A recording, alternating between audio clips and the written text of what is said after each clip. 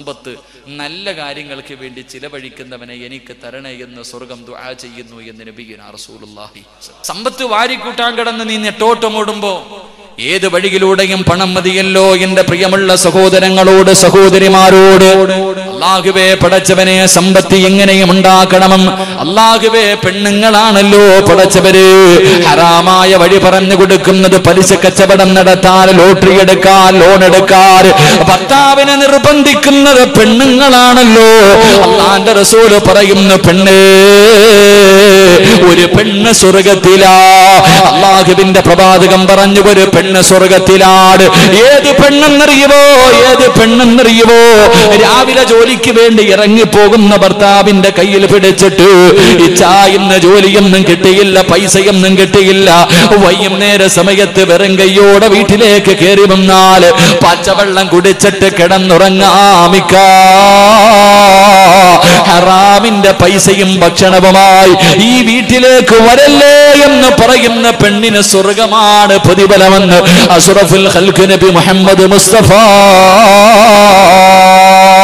സല്ലല്ലാഹു അലൈഹി വസല്ലമ തങ്ങൾ പറയുകയാ, എന്റെ പ്രിയമുള്ളവരെ, പട്ടിണി കിടന്നാലും നീ ഹറാമ് തിന്നല്ലോ. പട്ടിണി കിടക്ക് ചെറുപ്പക്കാരോ, എന്റെ പ്രിയമുള്ള പെങ്ങളെ, തിന്നാ ഭക്ഷണമില്ലാതെ വന്ന ഭർത്താവ് ഹറാമായ പലിശയുടെ പൈസ കൊണ്ട് ഭക്ഷണം വാങ്ങിയിട്ട് കയ്യിൽ കൊണ്ട് തന്നിട്ടു നിന്നോടും നിന്റെ മക്കളോടും തിന്നാൻ പറഞ്ഞ ആ ഭക്ഷണം തിന്നുന്നതിനേക്കാളും നല്ലത് മണ്ണ് വാരി തിന്നു പെങ്ങളെ. മണ്ണ് തിന്നിട്ട് മരിച്ചാ അല്ലാഹു നിനക്ക് ശഹീദിന്റെ കൂലി തരും.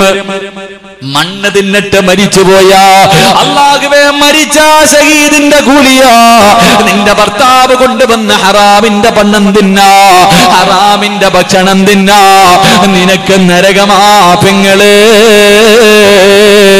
അതുകൊണ്ട് ഉള്ളത് കൊണ്ട് തൃപ്തിപ്പെടൂ, ഉള്ളത് കൊണ്ട് തൃപ്തിപ്പെടൂ. കന്യാകട്ടെ റബ്ബേ, ആഡംബര ജീവിതമല്ല. എന്റെ പ്രിയമുള്ള പെങ്ങളെ, എപ്പോഴും ഞാനും നിങ്ങളും പറയാറുണ്ട് പട്ടിണി കിടന്നിട്ടുണ്ടെന്നു. എപ്പോഴും ചുമ്മാതെ പറയാറുണ്ട് പട്ടിണി കിടന്നിട്ടുണ്ടെന്നു. വാപ്പാ, പട്ടിണി എന്താണെന്ന് നിനക്കറിയോ? യഥാർത്ഥത്തിൽ പട്ടിണി എന്താണെന്നറിയുമോ? ആ വാക്ക് പറയാനുള്ള യോഗ്യത പോലും എനിക്കും നിങ്ങൾക്കും ഇല്ലല്ലോ. അല്ലാഹുവിന്റെ പ്രവാചകൻ സല്ലല്ലാഹു അലൈഹി വസല്ലമ തങ്ങൾ 1400 വർഷങ്ങൾക്ക് മുമ്പ് പ്രവാചകൻ തന്റെ പ്രിയപ്പെട്ട പൊന്നുമോള് ഫാത്തിമ ബീബി റളിയല്ലാഹു തആല അൻഹയുടെ മുന്നിലൂടെ, വീടിന്റെ മുന്നിലൂടെ റസൂലുള്ളാഹി നടന്നു പോവുകയാ. ഭർത്താവിനെ മനസ്സ് വേദനിപ്പിക്കുന്ന പെണ്ണു, എനിക്ക് പണമാണ് വേണ്ടത്, ഏത് വഴിയിലൂടെയും സമ്പാദിക്കണമെന്ന് പറഞ്ഞ ഭർത്താവിന്റെ മനസ്സമാധാനം കളയുന്ന പെണ്ണു, അല്ലാഹുവിന്റെ റസൂൽ തന്റെ പൊന്നുമോളുടെ വീടിന്റെ മുന്നിലൂടെ നടന്നു പോകുമ്പോ വീടിനകത്ത് വല്ലാത്ത കരച്ചിൽ കേൾക്കുകയോ, വീടിനകത്ത് വല്ലാത്ത കരച്ചിൽ കേൾക്കുകയോ. അല്ലാഹുവിന്റെ പ്രവാചകൻ വീടിനകത്തേക്ക് കടന്നു ചെല്ലുമ്പോ ഹസൻ ഹുസൈൻ റളിയല്ലാഹു തആല അൻഹുമാ രണ്ട് പിഞ്ചു കുഞ്ഞുങ്ങൾ വീടിനകത്ത് കിടന്ന് കരയുകയാണ്. അല്ലാഹുവിന്റെ റസൂൽ പറയുന്നു, ഫാത്തിമ, മക്കൾക്ക് പാല് കൊടുക്ക് ഫാത്തിമ, മക്കൾക്ക് പാല് കൊടുക്ക് ഫാത്തിമ. അല്ലാഹുവിന്റെ പ്രവാചകന് പറഞ്ഞിട്ട് പള്ളിയിലേക്ക് കടന്നു പോവുകയാ. പക്ഷേ കരച്ചില് തീരുന്നില്ല, പക്ഷേ കരച്ചില് തീരുന്നില്ല. പടച്ചവനെ, വീടിനകത്ത് വല്ലാത്ത കരച്ചിലാണ്. അല്ലാഹുവിന്റെ റസൂല് പിന്നെയും വിളിച്ചു പറഞ്ഞു, ഫാത്തിമ, പാല് കൊടുക്ക് പൊന്നുമോള്, പാല് കൊടുക്ക് പൊന്നുമോള്. രണ്ടാമതും പറഞ്ഞു, മൂന്നാമതും പറഞ്ഞു, പക്ഷേ കരച്ചില് തീരുന്നില്ല. അല്ലാഹുവിന്റെ പ്രവാചകന് ദേഷ്യം വന്നു. സഹാബത്തിന്റെ ഇടയിൽ നിന്ന് ഇറങ്ങുകയാണ്. പൊന്നുമോളുടെ വീടിനകത്തേക്ക് കടന്നു ചെന്നിട്ട് ലോകത്തിന്റെ നേതാവ് തന്റെ പ്രിയപ്പെട്ട പൊന്നുമോളെ വഴക്ക് പറയുകയോ. രണ്ട് മക്കള് വിശന്ന് തളർന്നു കിടന്ന് കരയുമ്പോ ഒന്ന് പാല് കൊടുക്കാനുള്ള മനസ്സ് പോലും നിനക്കില്ലാതെ പോയല്ലോ. നീ നൊന്ത് പ്രസവിച്ച മക്കളല്ലേ ഫാത്തിമ. റസൂലുള്ള വഴക്ക് പറയുമ്പോ ഫാത്തിമ ബീവിക്ക് സഹിക്കാൻ കഴിയുന്നില്ല. രണ്ട് കൈയുമെടുത്തിട്ട് മുഖത്ത് പൊത്തിപ്പിടിച്ചിട്ടിരുന്ന് പൊട്ടിക്കരയുകയാണ്. തന്റെ കരളിന്റെ കച്ചമായ പൊന്നുമോള് കരയുന്നത് കണ്ടപ്പോ റസൂലുള്ളാഹിന്റെ ദേഷ്യമങ്ങ് മാറുകയാണ്. പ്രവാചകന്റെ മനസ്സങ്ങ് മാറുകയാ. അല്ലാഹുവിന്റെ റസൂൽ കരഞ്ഞുകൊണ്ടിരിക്കുന്ന പൊന്നുമോളുടെ ചാരത്ത് വന്നിട്ട് അവിടെന്ന് ചോദിച്ചു, മാ തബ്കീകി യാ ഫാത്തിമ, എന്തേ കരയുന്നത്? എന്റെ മോള് കരയുന്നത് എന്തിനാ? മക്കൾക്ക് എന്തേ ഫാത്തിമ പാല് കൊടുക്കാത്തത്? നിന്റെ മക്കള് കിടന്ന് കരയുന്നല്ലോ. പാതിരാത്രി ഒരുമിച്ച് കൂടിയ പെങ്ങള് അല്ലാഹുവിന്റെ പ്രവാചകരോട് തന്റെ പ്രിയപ്പെട്ട പൊന്നുമോള് കരഞ്ഞുകൊണ്ട് പറയുന്നു, വാപ്പാ ഭക്ഷണം കഴിച്ചിട്ട് ആഴ്ചകളായി, വാപ്പാ ഭക്ഷണം കണ്ടിട്ട് ആഴ്ചകളായിപ്പാ, പച്ചവെള്ളവും കാരക്കയും കുടിച്ചുകൊണ്ട് കിടക്കുകയാ. എന്റെ മക്കള് രണ്ടുപേര് പാലിന് വേണ്ടി കിടന്ന് കരഞ്ഞപ്പോ എന്റെ മാറിടമെടുത്തവരുടെ വായിലേക്ക് വെച്ചു കൊടുത്തു. എന്റെ മക്കള് പാല് ചുരത്തിയപ്പോ എന്റെ പാല് പറ്റിയിട്ട് എന്റെ മാറിടത്തിലൂടെ രക്തം വരുന്നു, വാപ്പാ.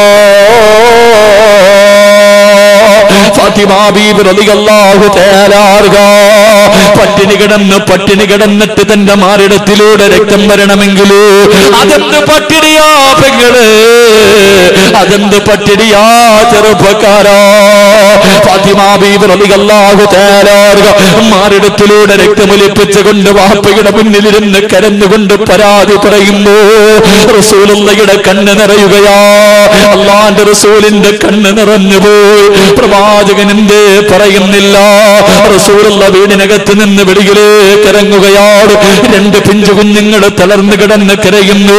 പൊന്നുമോള് രക്തമൊലിപ്പിച്ചു കൊണ്ടിരിക്കുകയാണ്. പ്രവാചകനെ വീടിനകത്ത് നിന്ന് ഇറങ്ങിയിട്ട് നടക്കുകയാണ്. ചുട്ടുപെടുത്തു കിടക്കുന്ന മലരാരണ്യത്തിലൂടെ അല്ലാഹുവിന്റെ പ്രവാചകൻ നടന്ന് അവസാനം ഒരു യഹൂദിയുടെ ഈന്തപ്പനത്തോട്ടത്തിലേക്ക് കടന്നു ചെല്ലുകയാ. ഒരു യഹൂദിയുടെ ഈന്തപ്പനത്തോട്ടത്തിലേക്ക് കടന്നു ചെന്നിട്ട് അല്ലാഹുവിന്റെ റസൂൽ ചോദിക്കുന്നു, മനുഷ്യ എനിക്കെന്തെങ്കിലും ഒരു ജോലി തരുവോ? എനിക്കെന്തെങ്കിലും ഒരു ജോലി തരുവോ? അല്ലാഹുവിന്റെ റസൂലാണെന്ന് യഹൂദിക്കറിയില്ല.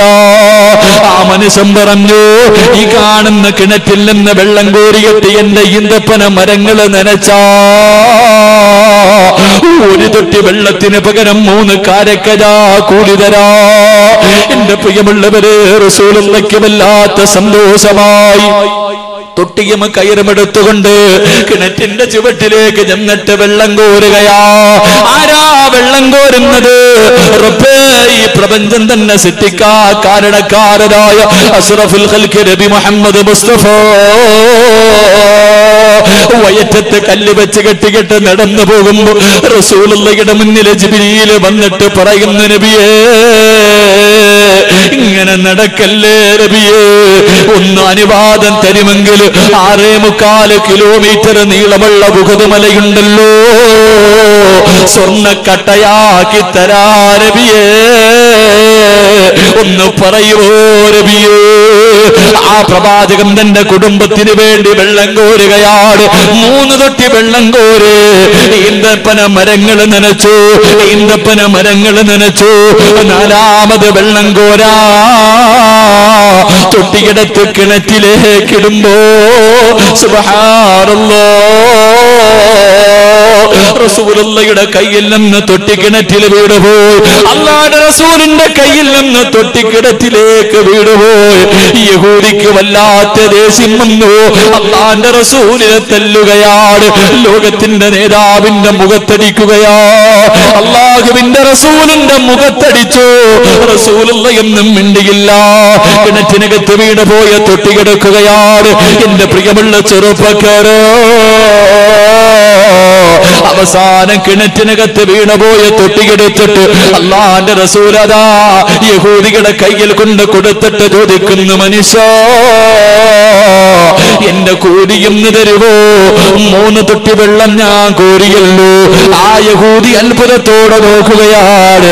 9 കാരക്കയെടുത്ത് റസൂലുള്ളാഹിയുടെ കയ്യിൽ വെച്ച് കൊടുക്കുകയാ. 9 കാരക്കയെടുത്ത് പ്രവാചകന്റെ കയ്യിലേക്ക് വെച്ച് കൊടുക്കുമ്പോ യഹൂദിയുടെ മുഖം മുഖത്ത് നോക്കിയിട്ട് അല്ലാഹുവിന്റെ റസൂല് ചിരിക്കുകയാ.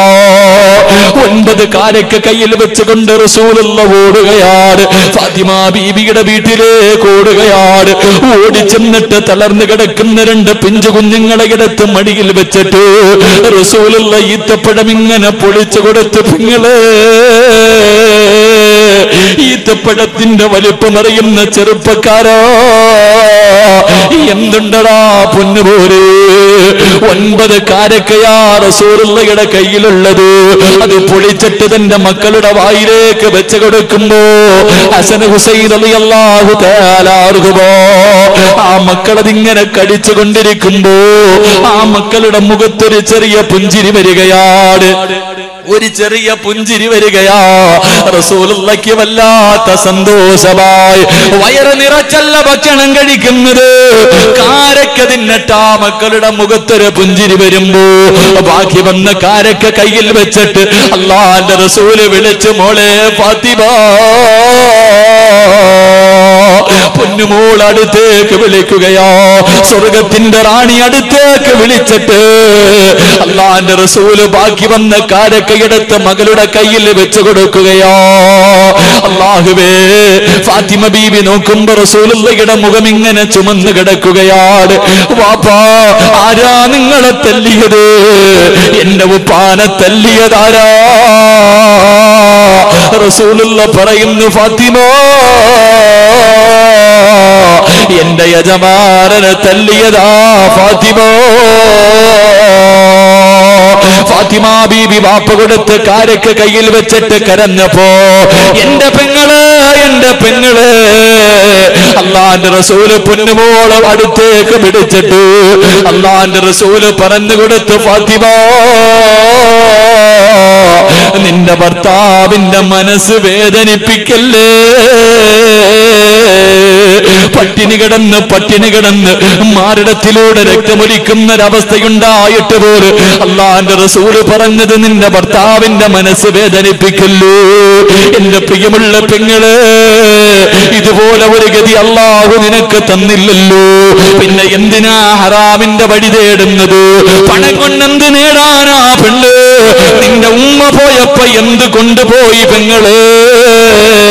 ഉമ്മ ജീവിച്ചിരുന്നപ്പോൾ നീ സ്വർണം ചോദിച്ചപ്പോ ഉമ്മ തന്നില്ലല്ലോ, പക്ഷേ കുളിപ്പിക്കാൻ വേണ്ടി എടുക്കുന്ന സമയത്ത് നീ ഊരിയെടുത്തപ്പോ നിന്റെ ഉമ്മയൊന്ന് ചലിച്ചതുപോലുമില്ലല്ലോ പെണ്ണ്. അതുകൊണ്ട് പണത്തിനോട് വല്ലാത്ത ആർത്തി വെക്കുന്നവര്